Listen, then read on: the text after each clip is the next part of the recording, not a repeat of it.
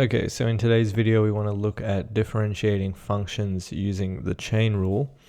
The basic idea here is that we're going to differentiate as usual, but all we need to do is now differentiate the inside of this thing and chuck it out the front. So let's actually make this a bit more precise. So what we'll have is we'll call this maybe f, and then f prime of x is going to be 8. So we're going to bring 8 to the front.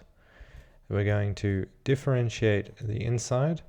So there we'll have a 3. We're going to leave it alone and then subtract 1 from the top as usual.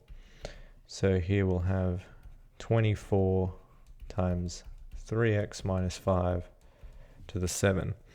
Notice that you could also just expand this out and then differentiate in the usual way, but when you have a power to the 8, you probably don't want to expand that. Okay, let's look at another example. So here we have f of x being the square root of 6x minus 2. So we can also write f of x as 6x minus 2 to the 1/2. So then we'll see that f prime of x is given by taking the 1/2 down, differentiating the inside, so we'll get 6, leaving the inside alone, and then subtracting 1 from the top. So we'll end up with 3 times 6x minus 2 to the minus 1/2, and we can also write that as 3 divided by the square root of 6x minus 2.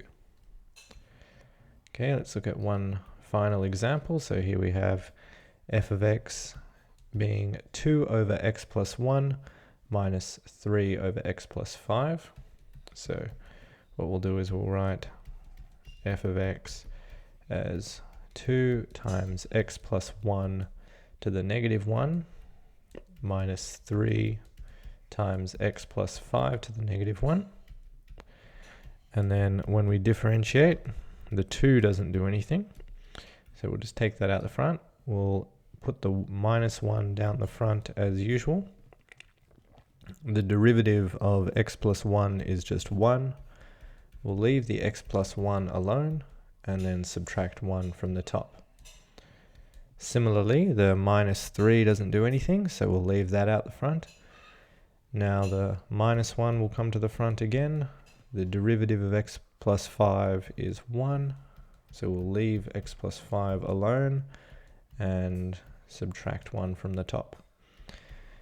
If we now simplify this, what we'll end up with is minus 2 x plus 1 to the minus 2, and then we'll have plus 3 x plus 5 to the minus 2, and then we can just put the exponent in the denominator, so we'll make it positive, and we'll have x plus 5 squared in the denominator as well.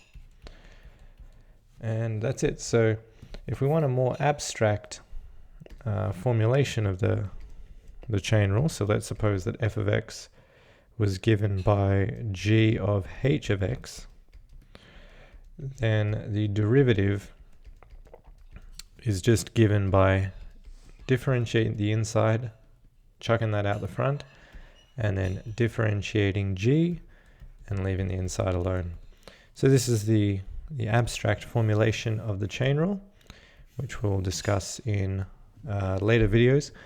But the basic idea is what we've seen here and for differentiating these types of composite functions. Okay, so if you like this video, hit the like button and consider subscribing if you want to see more of this content. And if you have any questions, leave them in the comment section down below.